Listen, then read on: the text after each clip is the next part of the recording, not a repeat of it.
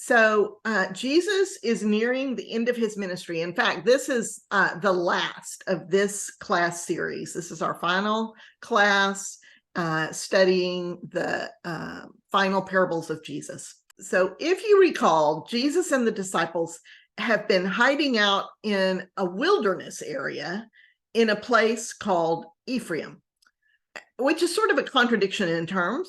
So we don't really know where they are. The region historically associated with the tribe of Ephraim is north of Jerusalem in what's now Samaria, but the wilderness would normally be the area south, down near Idumea. And so anyway, as they travel, Jesus continues training his disciples. He's stuffing them with parables, trying to help them remember all of his important points. In this next parable, he returns to the most basic theme of all, what the kingdom of heaven is like. This is how he started his ministry. The kingdom of heaven, he says, is like a landowner who went out early in the morning to hire day laborers to work in his vineyard. He offers to pay them a full day's wage for their work. They agree and head off into the vineyard and start working. About 3 hours later, the landowner goes to the market again, sees a bunch of other laborers standing around doing nothing. So he tells them to go work in his vineyard as well. To this group, he says, I will pay you a fair wage. So off they go. The landowner does this every few hours throughout the day. Each time telling the workers he will pay them a fair wage. Finally, at 5 p.m., the landowner goes out one last time. And again, he finds day laborers standing around in the marketplace. He says, why have you been standing idle all day long? And they say, oh, because no one hired us. So the landowner says, okay, you can go work in my vineyard too. About an hour later, the sun starts to go down. So the owner of the vineyard calls his foreman and says, okay, time to call the workers in and pay them. He says, but first call in the ones who came to work at 5 p.m. and pay them. Then call the ones that came at 3 p.m. and so on, all the way back to the ones I hired first. Now, I don't know if you've noticed already, but in classic Jesus style, the last are being paid first and the first are being paid last. Of course, all the workers, end up standing around waiting to be paid.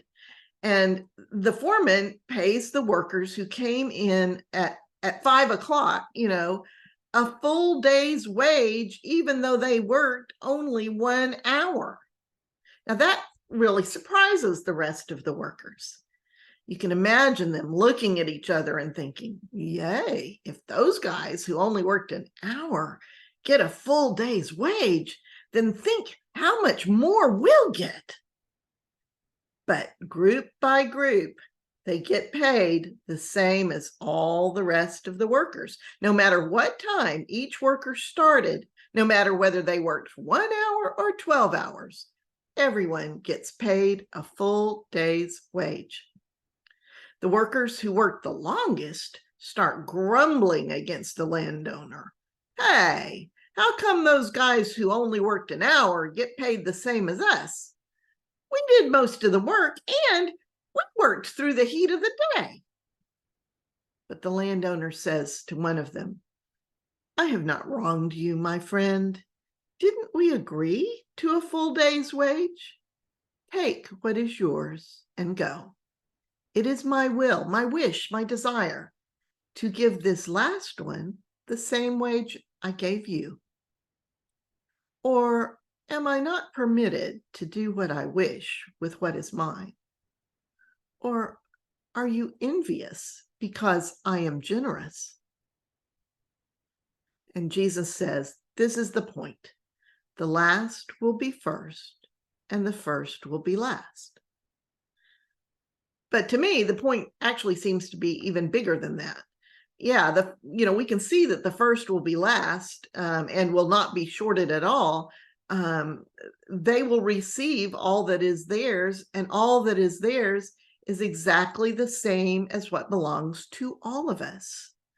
The people who got there the first and stayed the longest, they are receiving and being received into the kingdom of heaven, where the great storehouse of God belongs to us all. First and last get the same thing. We get all of it. This isn't pie where we each get a slice and we need to make sure our slice corresponds to the amount of our work or effort or time or gifting or goodness or even our faith. If any of us has even the tiniest bit of belief, no bigger than a mustard seed, we get it all. All of us get it all. Well, at this point, Jesus and his entourage have reached Jericho, east of Jerusalem. This next story is in all three of the synoptic gospels, and Matthew even has it in there twice, or at least he's recorded two very similar events in his gospel. Depending on which gospel you're reading, there are either two blind men by the side of the road or one blind man. In some versions, the blind man is named, in others, he's not. So I'm going to tell you kind of a mashup of the various versions. As always, it's not the particulars of the event that are important, but what Jesus says and does. Jesus and his disciples and the crowd following them are not quiet. This is a bunch of people and they're talking and you can't even imagine how much noise is happening here. Jericho is a major town, but no one can miss Jesus and his entourage. Hearing the noise, the two blind men by the side of the road ask, hey, what's going on? And when they hear that it's Jesus, the great healer, passing by, they start waving and hollering to get his attention. One of them, named Bartimaeus, shouts, Jesus, son of David, have pity on me. Everyone shushes, telling him to be quiet. But the two blind men start shouting even louder, Lord, son of David, have pity on us. And of course, Jesus stops the parade to listen to these two blind beggars. Jesus never has anything more important to do, nor anywhere more pressing to be, than to be with those who need healing. Jesus came to show us that God truly wants to heal us. That's why he's here. He always has times for this. Jesus asked the blind men, what is it you want me to do for you? I love how Jesus never assumes and how he leaves all the agency in their hands. This is kind of his pattern, isn't it? And so they tell him they want their sight. And Jesus asks, do you believe I have the power to do this? And they say, yes, yes. And Jesus says, let it be done to you according to your faith. He touches their eyes and immediately they are healed. And they begin following him along with all the rest of those noisy people. As Jesus, the disciples, and all the people troop through Jericho, you can imagine the attention they are drawing. Now, there is a very rich man living in Jericho. His name is Zaccheus. Now, Zaccheus has not come by his riches honestly. You see, back then, the Romans required all sorts of taxes and tributes from the regions they had conquered. The Herods in the north and eastern parts of Palestine have to pay large tributes to Rome, which they, of course, collect from their subjects. Samaria and Judea in the southern parts where Jericho is operate under a slightly different system of Roman taxation. They pay taxes to various sorts of tax collectors who skim their bit off the top and then remit to Rome the totals required. This info is available from lots of sources, but I particularly appreciate an article about this by Alan Campbell in the fall 1986 issue of the Accounting Historian's Journal, which is a scholarly journal devoted to accounting historians. Who knew? My little accounting heart just pitter-pats at the thought of this. But anyway, it's actually a wealth of information. No pun intended. Anyway, according to Campbell, the people were subject to a water tax, a city tax, a tax on purchases, a road tax, a property tax, and an import-export tax, which is what we might call a customs tax, like when you come through, U.S. Customs. It is this last sort of tax that Zaccheus is responsible for collecting. These types of tax collectors have a special title. They're called publicans. As people import or export goods, they pay taxes to the publicans. And the publicans can charge whatever they figure they can get. It's whatever the market will bear. And the people have little way to protest because the publicans are backed by the authority of Rome. So people pay what is demanded of them, and the publicans skim off the excess for themselves. The system is a pyramid scheme of sorts, with the rank and file publicans having to pay a chief publican who would then skim some more off the top and remit the funds remaining to Rome. And guess who the chief publican is in Jericho? You got it. Our friend Zaccheus. Now, Jesus has just healed the blind men outside of Jericho, and he and the crowds are making their way through the city. People are lined up to catch a glimpse of this great prophet and healer who might, just might, be the Messiah himself. Zaccheus, of course, wants to catch a glimpse of him too, but he's got one big problem. Zaccheus is short. He can't see over the people in front of him. No one will let him through. But Zaccheus didn't get where he is in life by letting circumstances block his way. Zaccheus has a brilliant idea. He'll go climb that big sycamore fig tree over there, and he'll have the best seat in the house. And that's exactly what he does. Now, it doesn't say this in the story, but if this is a big climbable tree just at the side of the road, who else do you think is up in the limbs of this tree? I don't think Zaccheus is up there by himself. I think there are all sorts of children and street urchins up there already. Zaccheus has to make himself like a little child in order to see Jesus. And that, as we all know, is exactly how you enter the kingdom of heaven. Well, sure enough, a few minutes later, here comes Jesus and all the disciples and all of his followers. But then the craziest thing happens. When Jesus gets to the big sycamore fig tree, he stops. He looks up right at Zaccheus and says, Zaccheus, hurry up and come down, because today I am staying at your house. Now, how did Jesus know Zaccheus's name? Have they met before? I wonder if there's some history here that we aren't privy to. This isn't the first time Jesus ever came to Jericho. Anyway, Zaccheus can't get down out of that tree fast enough. He welcomes Jesus with open arms.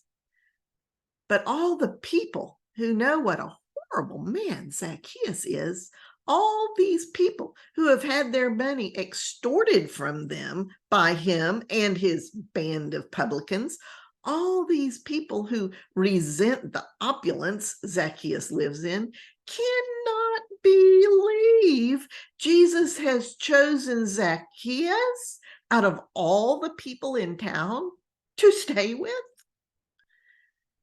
Then we seem to be missing part of the story. The story like completely skips over the meal Jesus must have eaten with Zaccheus and his friends, who are like only his friends are the other publicans. Everybody else hates him.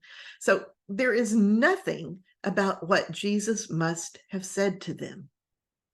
But we can guess that Jesus talked about how much God loves them and how there is life and wholeness and healing available for them too, if they will only stop worshiping money. When the story picks up again, Zaccheus stands up and says, Lord, look, I now give half of all I have to the poor, and anyone I have defrauded, I will repay 4 times over. And Jesus says to Zaccheus, today, salvation, which is a Greek word that literally means healing and wholeness. Today, salvation has come to this house because this man is also a son of Abraham. For the Son of Man came to search for, to heal, preserve, to rescue, to save that which had been utterly destroyed. Zaccheus had been utterly destroyed by money. This is such a beautiful snapshot of everything that Jesus came to do and has been doing his whole time on earth. It's a perfect way to end this series on Jesus' final set of parables. I think the parable of the workers in the vineyard and the story of Zaccheus might yield some interesting results if we put them in dialogue with each other. Let's give that a shot in our breakout groups. All right, welcome back. Yay. So talk to me a little bit. I hope this was interesting to put these stories in conversation, but talk to me first a little bit about what you said about fairness, and what you think the root of our sense of fairness might be.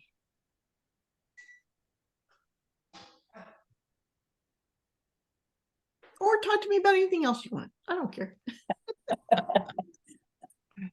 Where did y'all go with this? We didn't get very far because we were really trying to delineate justice and fairness. Are they synonymous? Are they different? How are they applied differently? Okay. So looking at the rest of it, I think we kind of touched on those topics, but we just never, in our discussion of that, we just didn't really get past justice and fairness. Gotcha. So tell me a little bit more about where you did get.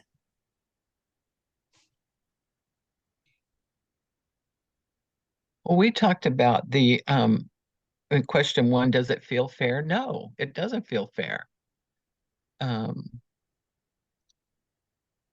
And Anne brought up the prodigal son story and how that doesn't seem fair. And, just then we got into the fairness versus justice thing. And I don't know, I'll let Woody and Anne and Mary jump in with more about our discussion. But it was good. Well, we talked somehow a sense of individual circumstances, individual need enters into it. Maybe that's more on the side of fairness, but we really struggled with the difference. And well, okay, in question 2, the roots of our sense of fairness, one of the things we talked about was the fact that one of the big parts of the root of our sense of fairness seems to be equality.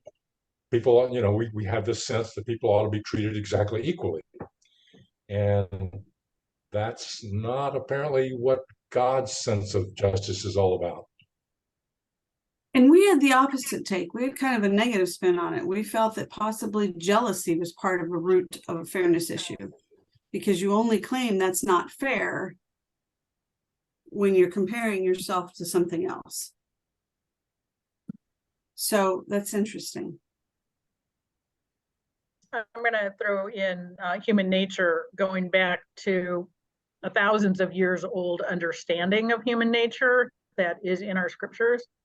I think there's so much to take from Genesis and the story of Cain and Abel. You had 25% of the known population of the world turn out to be murderers. And why was there murder? Because there was jealousy. And I think that the author and whoever was telling that story over and over before it ever got written down are telling us a lot about human nature. Why in heaven's name, God, did you think that that needed to be part of creation, or didn't anticipate what we would do with it? I'll throw that little heresy out there, but I think that what Jesus is telling us over and over and over again is we can't limit ourselves to our human nature. We can do better. When you know better, do better, kind of thing.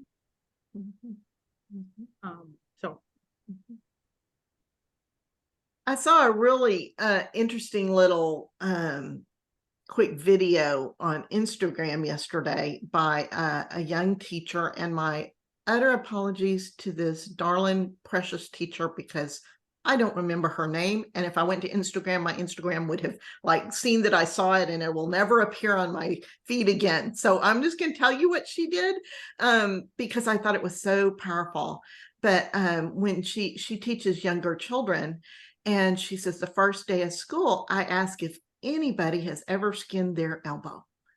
And of course, all the hands go up. And so she calls on somebody and says, well, tell me about how you skinned your elbow. And they tell their little story. And she gets out a Band-Aid. She gets out several Band-Aids. She gets out a Band-Aid and she puts it on their elbow. And she says, has anybody ever fell down and hit their head? And hands go up, more hands go up. And she calls on somebody to tell their story. And as soon as they're finished telling all about how they hit their head, she takes out a Band-Aid and puts it on their elbow. And then she says, has anybody ever skinned their knees? And every hand goes up. Well, tell me about when you skin your knees. And whenever they finish telling her about skinning their knees, she takes out another Band-Aid and goes and puts it on their elbow. And the idea that she's getting across is that everybody got a Band-Aid in exactly the same way, but not everybody got what they needed. Oh, That's great. That's I wonderful. love that. That is the difference between fairness and justice. That is So the you're difference saying- between how humans apply fairness and how God applies justice. And Martha. So that helped me kind of extend something that I was thinking about when you went through the workers in the field story. Mm-hmm. The first part that I got for the first time when you went through it was that the landowner asks people, why, the 5 o'clock crew, why are you still standing here? We've been here all day. No one hired us. Well, guess who didn't hire them initially? Was that same landowner. So that to me was kind of my first aha moment, but based on what you're talking about right now was, what did the landowner see? He saw what they needed and provided it with some measure of dignity. So I will offer that up. That's wonderful. Woody, you had a comment or two, I think. Oh, I've already forgotten it. Oh, welcome to my world. Gail, Yeah. to me, this brings up the idea of our access to heaven. And deathbed conversions used to always bother me because I would say, well, that's not fair. I've lived my life doing this, and then they just have a 11th hour thing and blah, blah, blah. And to me, and of course, I've definitely grown past that, praise God. But to me, this is kind of the similarity here is that, these people, the laborers were begrudging the ones that came in at the 11th hour, so to speak. But that's the sense of justice, I think, and fairness that we're supposed to apply to one another. And Zaccheus, the hated tax collector, how dare Jesus go be with him? But of all the people that were seeing Jesus that day, who needed him the most? And it would have been Zaccheus. And so, going back to that need thing, and we did discuss that quite a bit in our group, that it goes to your needs. Mark, when Jesus meets with Zaccheus and Zaccheus has his conversion moment and says, I'm going to make this right, that also benefited everybody else. And so in our jealousy of, oh, well, somebody got something I didn't get, which, if you want to think about the whether or not there's going to be student loan forgiveness. Yeah. What other benefits come to the larger community when debt is forgiven? Yeah. Amen. One of the things we mentioned in our group was, and this is kind of skipping down to the questions about Zaccheus, is that one of the things that he most needed or most valued was to know that God loved him, because he knew he was hated by people. Yeah. And so he needed to know that God loved him. And as somebody said, after that dinner with Jesus, he would have had no doubt that God loved him. Being ostracized is the worst thing we can do to people. That is the worst thing. That's why even in prison, being in solitary, it's just the layers where we get down to where we reject and ostracize people. That's why I think the biggest thing that Jesus gave Zaccheus is in that very last thing Jesus said. He said, this is a son of Abraham too. Yes. Yeah. And I want to go back to what Lumar had said on those deathbed confessions, which is a great example. Like, wait a minute, right?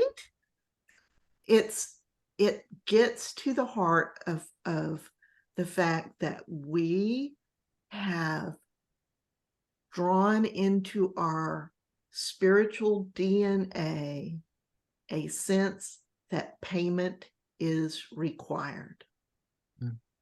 Yeah. Yeah.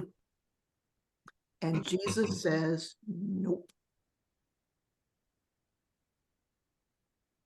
One of the most enlightening experiences that happened to me in this regard was when my daughter adopted those 3 children. The bio mom was a drug addict. The bio dad was a sex offender. And we were having a conversation one day about what awful parents they were and what a horrible situation the children came from. And later, as I was thinking about that conversation, it occurred to me that God loves them too, as much as he loves me. And boy, I didn't like facing that, but that was the truth. That is the truth. And no one is beyond redemption. No one is beyond God's love. And God's going to go out there and pursue redemption. It's not like, God's going to come get us. Right. You know? Joe. Well, I was just share when I used to teach and it was theme and lesson. You know, we'd sing the Itsy Bitsy Spider song. And I said, okay, it seems like a simple little rhyme, but what do we learn from that? And there's so many things that can be learned. Does everybody know that, you know, the itsy bitsy spider climbs up the water spout, down comes the rain, down comes rain and washes the spider out. Up comes the sun, dries up all the rain, and the itsy bitsy spider climbs up that spout again. So there's so many lessons in that. And I just remember at some point in our church, and you know, we taught the Zaccheus was a wee little man song when the kids were younger. And then in high school, we talked about what does it mean? And we all kind of concluded that the story of Zaccheus is like that itsy bitsy spider. There's so many lessons in this, from no one is beyond being saved. Jesus reminds us that he came here to save the lost, right? To don't be prejudiced. To find the lost, to heal and make us whole. Yeah. Yes. You know, watch your prejudices. Who we feel deserves and doesn't deserve something is a form of a prejudice. So there's just, for me, so many little lessons about Zaccheus. But it also all kind of boils down to the, you know, God asks us to follow him. And Zaccheus did it. And that, I think, also asks us to trust. I think part of what underlies our sense of fairness is that that's coming from a place of scarcity, whereas justice comes from a place of abundance. I need to break that down. That's good. That's kind of the point of the little pie chart that I selected as the picture to represent this class. Fairness comes from a place of scarcity, but justice comes from a place of abundance. Okay, I'm sorry, I don't understand that. That means how does fairness come from a place of scarcity?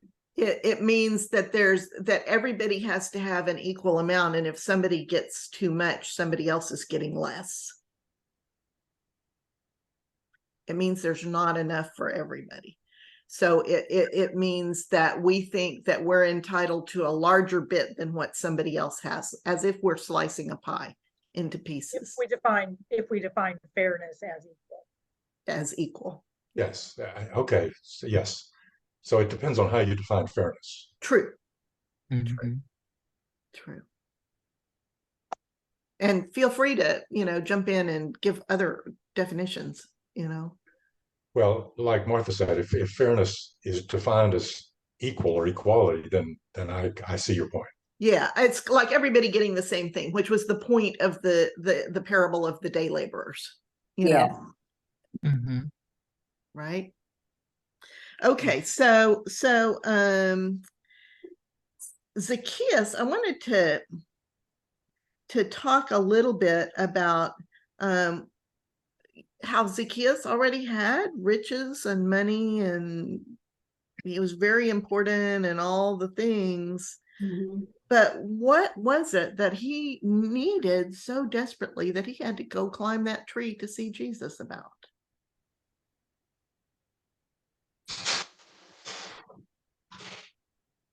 Any ideas? I think he needed recognition that he was a person too. His job was not him. And with everybody ostracizing him, he needed somebody to care about him. Not because he had money, but care about him as the person he was. He needed to see Jesus. And I think he felt like he hoped that Jesus would see him, really see him. I think it also speaks to our notion that we learn that money doesn't buy happiness. You see people that are filthy rich and yet they're still empty. The tree was also something of a safe place, and the really, really lush tree that was shown in the image that Gail had, I'm not sure Jesus would have actually seen him up there. Trees don't really actually look a lot like that in Israel. But it was safer for him to climb a tree than it was to try to make his way through the crowd. Because, you know, was he likely to be attacked by the people who he was collecting money from? Probably not, because he had the Romans behind him. But would he feel safe? Would he feel like he's really standing out? And that would be really super uncomfortable. So it also provides for, you know, the idea of God meets you where you are and where you need, without expectation that you perform in some sort of public way, or follow some kind of a formula to be in right relationship.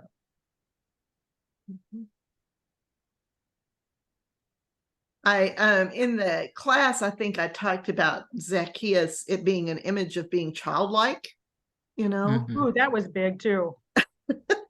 And entering the kingdom of heaven. But what, you know, there's lots of ways we could look at this. I don't remember who it was that just now said that Zaccheus, maybe Joe, it was, that Zaccheus has perhaps reached the end of the joy that money could bring him, and discovered that it is empty.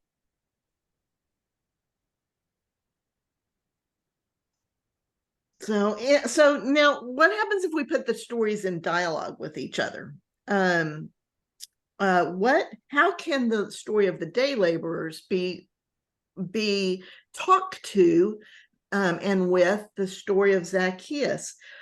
What was important about Zaccheus's repayment of the people he cheated?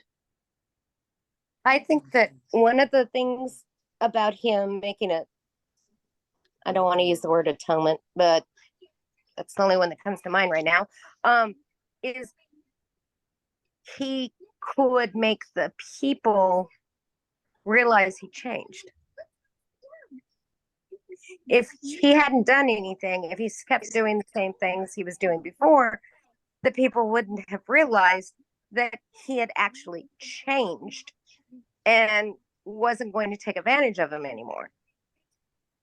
And that also, so that made the people, okay, he's not so bad.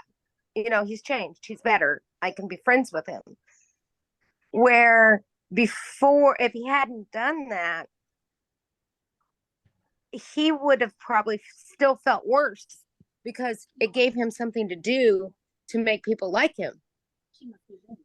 So I don't think it was required for him to do that. I think Jesus just knew, hey, you get the money back, you're going to feel better because you're not going to feel like you're a thief anymore. And the people are going to feel better because you're not taking all their money anymore. And I think it was more of a relationship thing than like a justice thing or a punishment. That reminds me of the parable Jesus told about the dishonest manager, that where the guy, you know, knew he's going to get fired, so he gave money away to his master's money away to all the people who might be able to hire him next. It was, you know, it was, Jesus was just saying, you know, it's not about the money, it's about the heart. But there is something important about the idea of restitution and reparation. In the Hebrew law, if you sinned against a person, not only did you bring a sacrifice, but you repaid that person plus 20%. And if whatever you had done didn't have an economic value, it wasn't like you stole their cow and there's an economic value. If you had harmed them in a way that it was difficult to put a price on it, the priest would be the one who would set the value that was necessary for you to give. Yeah, Martha. And Zaccheus was not Jewish, correct? You know what? It doesn't Don't say. know? It doesn't say, and it's entirely likely that he was. What Martha, what did you say?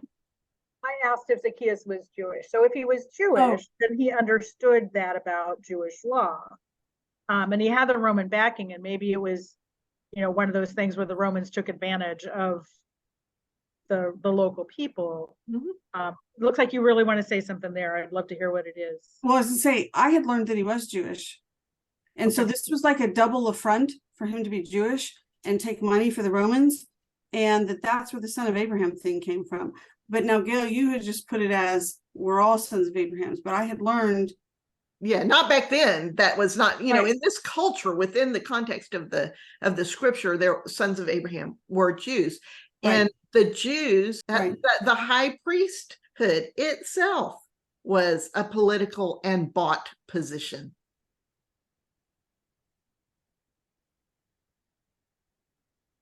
Gail, can I point out for a little bit of emphasis something that you said when Jesus healed the two blind men? He asked them what they wanted.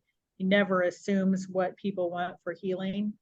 I'm volunteering in a chaplain's office at a nursing home right now, and one of the big things that's very clear from the example set by the chaplain, and how I'm trying to do what I'm called to do there, is to never assume what somebody wants. You don't tell them you're going to move their wheelchair. You ask them, may I assist you? Do you need assistance? You don't assume anything materially, physically, or spiritually. You find out what is important to them. And if your presence is not what they want, you gracefully exit the room. Yeah. So it's just such a great example of pastoral care that applies in many ways, including, you know, I had a friend who had another friend who lost a child from suicide. And my friend was so desperate to go to them. And the family was saying, not now, not now, not now. It was really hard for her to accept that her job was at that point not to go. And then when the time was right, she did. But we can't, this is just such a great example of pastoral care, including just in daily life. Mm-hmm. Amen. Yes. Any other thoughts on all of these things jumbled together, these parables? The thought I have is that we could continue talking about this for several weeks. Yeah, this is a really deep and basic concept, and this is part of why this last class series on the last parables of Jesus require its own focus, because this is where he's pulling out the important things he wants his disciples to remember. You know, there's parables and events and things that happen that where Jesus is, these are the big things, you know. And the striking at the difference between fairness and justice is really important for us to understand. It's important for us to understand that if anybody has faith, if they just believe the tiniest bit, they've got it all. They are heirs of the kingdom. It's not going to run out. So it's a huge thing. And I had one other last thought, and that was that the Zaccheus story is a story of the last and the least becoming the first and the most. Because in this little scenario, Zaccheus is the least liked, the least accepted. In fact, he's hated. And for good reason, right? For good reason. And I think Jesus is saying it doesn't matter if you have good reasons for disliking or fearing or hating the other. It doesn't matter if you have good reasons. The point is that we are to change so that we do not justify a lack of love and welcome based on our so-called good reasons.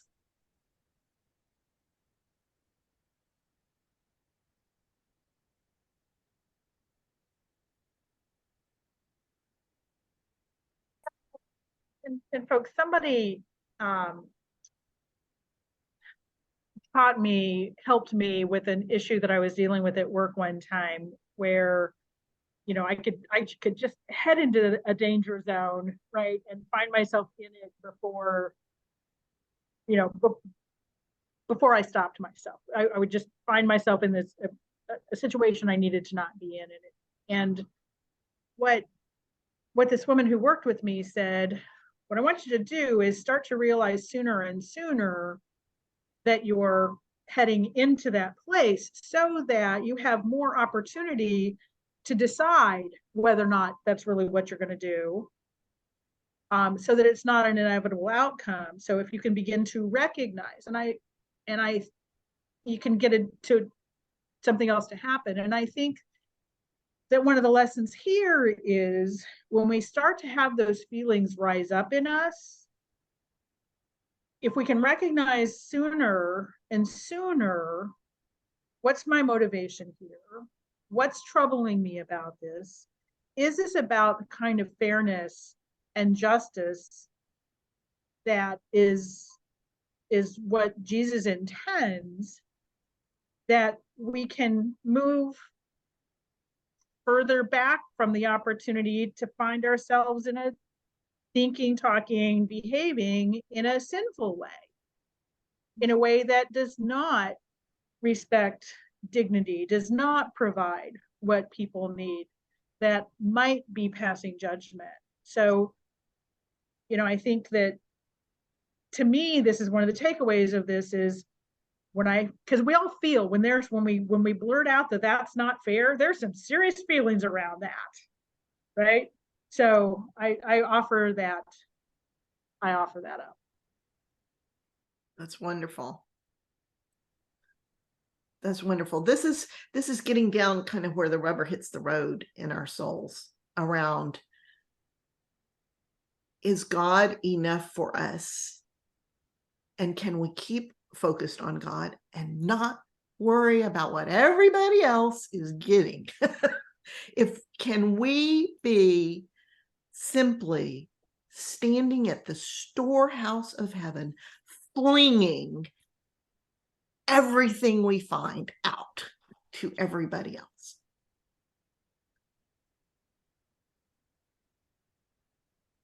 It is a different way to look at life.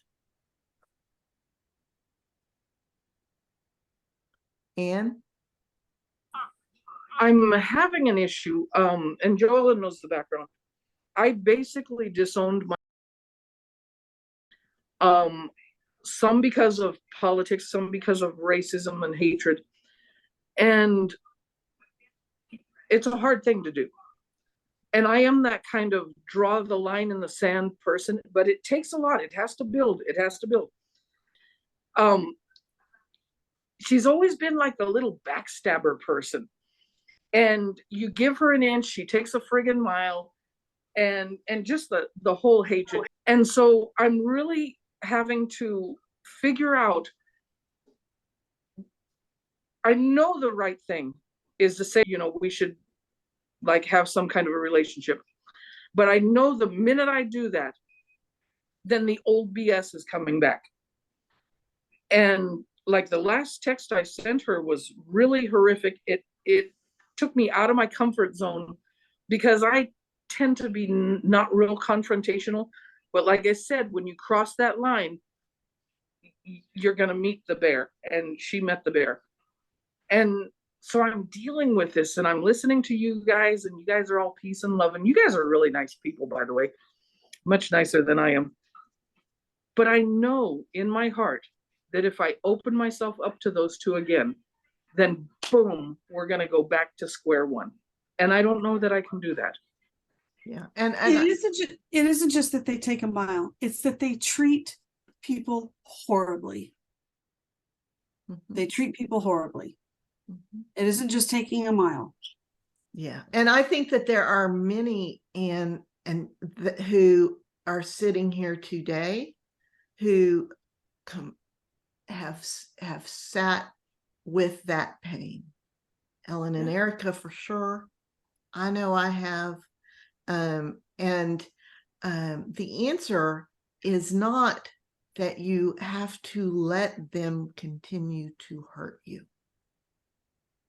The answer is that you do not have to move over into the land of racism and hatred in order to have, you are allowed to have boundaries.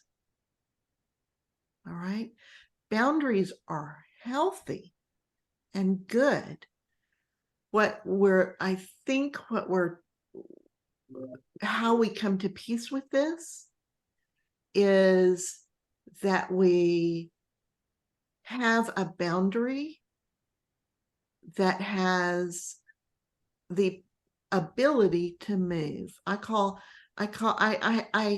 think of boundaries in terms of orange traffic cones,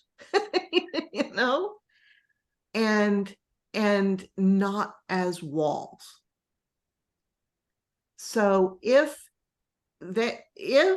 that person is able to not damage me or others, then I can move that boundary cone, closer into them, further out and able to expand.